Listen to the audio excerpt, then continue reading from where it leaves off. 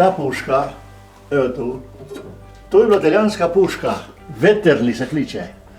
Bajonet je ta, na te puške. Vetterli.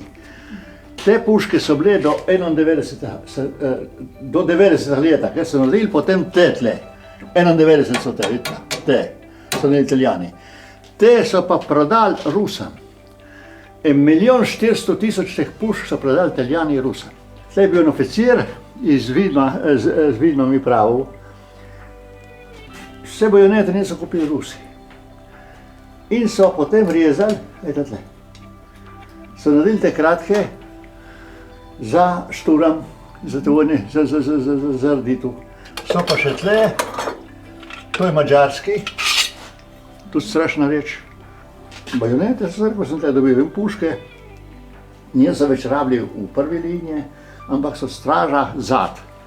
Te, ki so stražarili zad, se vidi tudi po televiziji včasih, se vidi, imajo se velike puške.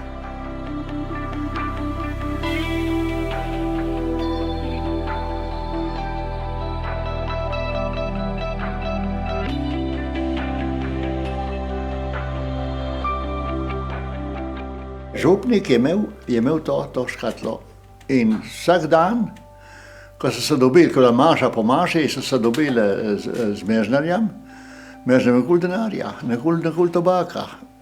So daste na prežo so rekli, preža, ne? Na prežo, mi dal prežo, vzal dost, mežnar, gor po vojnju dost, ne, vzal dost, drugi dan nazaj, treći dan nazaj. Gospodo, en dan, tudi to, veš, preveč, pomagaj se, kupiš, veš, tudi ti kupi tabak, se tudi jaz tako. In to je šlo, a ki naredi gospod. A ni šel gospod narediti, pošil od velike potrebe. Drek, če vzameš tako, pošil gospod in den not.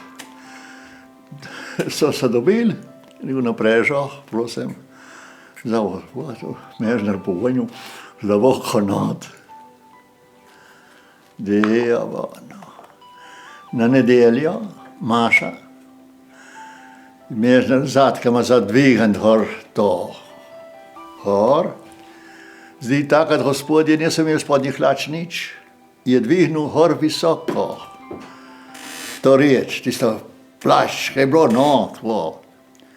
In ko so šli gore, ko je šel prevlač, se je rekel gospod mežnarju, ti je rekel, si pogrešil.